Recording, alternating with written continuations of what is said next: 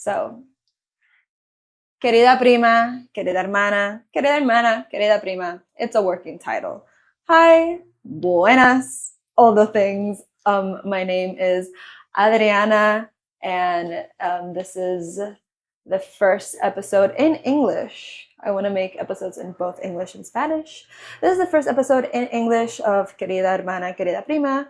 So I have this notebook where I wrote down everything. So if I look at this, it's because I'm literally reading.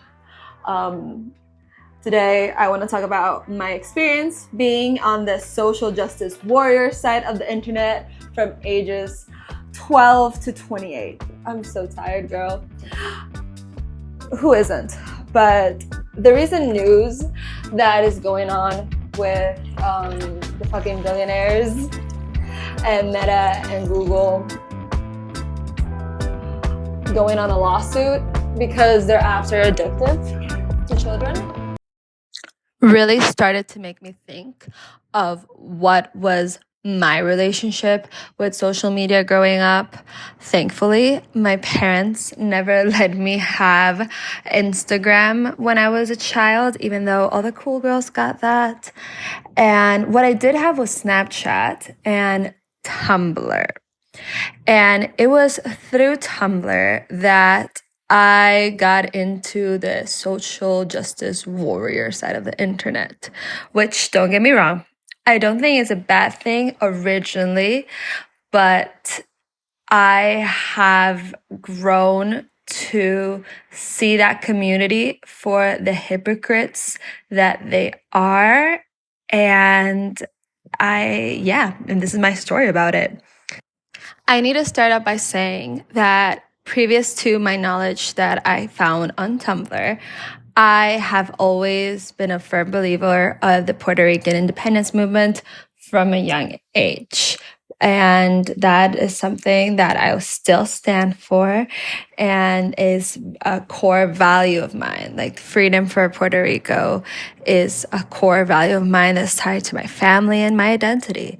And I found a bunch of good community groups for advocating for the Puerto Rican independence movement through Tumblr and through Discord. And that was my main quote unquote social justice warrior train when I was in high school. It was thanks to Tumblr and Discord that at a young age, I also learned about the issues that have been going on for centuries in Cuba, in Haiti, in Venezuela, the mining that's been going on in Congo, and in Palestine.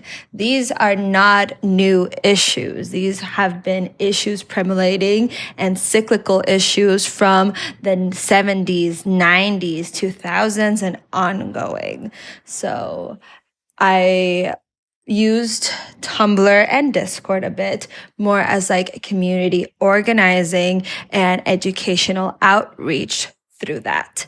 Everything from the quote unquote social justice warrior side of the internet started to become toxic and hypocritical for me when at 18, I deleted my Tumblr and opened an Instagram account. At 18, I got Instagram. At 20, I got TikTok. 2019, I was sent home from like one day to another. I had a day to pack. When I was a freshman in college.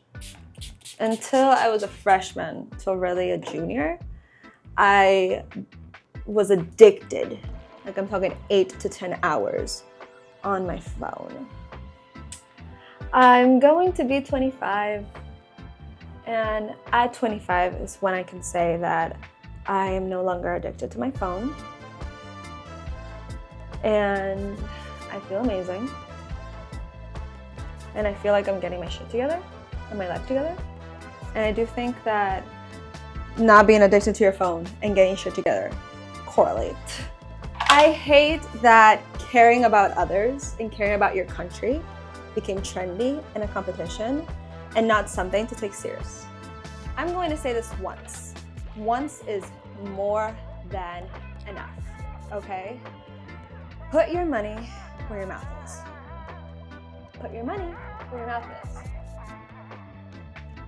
I would actually care and donate, help, communicate with people. And I kind of like gave up so much. And the reason that being is because you would post about something one day and then people not taking it seriously, you would share a GoFundMe link and people would like it, but they won't even give $1. You would share a GoFundMe link to a mother in Gaza. People would like it, but they wouldn't donate. When it came to Palestine, Palestine was my biggest, Palestine was my breaking point. I would be having panic attacks just because of all this desperation and hopelessness that you would see on Instagram and TikTok. And something that would even push me more through the edge and heartbreak is just seeing how most of the people that were around me would be posting stories and selfies of them attending pro-Palestinian protests, of them doing something for the cause, quote unquote, but nobody would donate. Nobody would share any resources to actually help the people who are in need. And something heartbreaking that just pissed me off would be like 1 week, it'd be all about Palestine, for example. The next week is eyes on Venezuela. The other week is something else. And while I understand that there's so many things in the world going around, it just seemed that Instagram and TikTok and these social justice warriors community that would be posting there were treating these deep issues as just a trend. So I stopped posting about Gaza. I stopped interacting with posts about Gaza because I just couldn't stand the hypocrites around me. I couldn't stand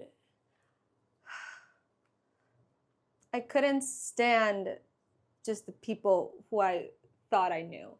It was all like, obviously I still care about Gaza, and my closest friends still care about Gaza. Gaza is not a fucking trend. Palestine is not a fucking trend. It really isn't. And it pisses me off when I had to cut so many people off last year because they would treat, one of the reasons was just like they would treat Gaza like a trend. They would treat Venezuela like a trend. They would treat Haiti, Congo. They would treat all of this cyclical. So in the election of 2024 election, I permanently deleted my TikTok and my Instagram. Okay. Hi, this is Editing Adriana. I'm almost done editing this video. I went on a tangent and I just want to summarize the big sisterly advice that I want to give here is that you will never be able to truly know a person by what they post online.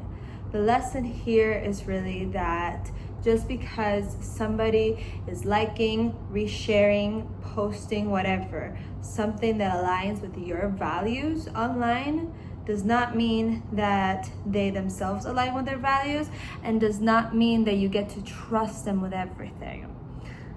That white girl who has their Black Lives Matter link on her Insta bio is probably the same white girl who's just like, why are there no black and brown people in the No Kings protests?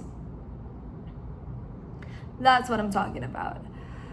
And I still will always care about Palestine. I still always care about Puerto Rico. I still donate when I have the chance.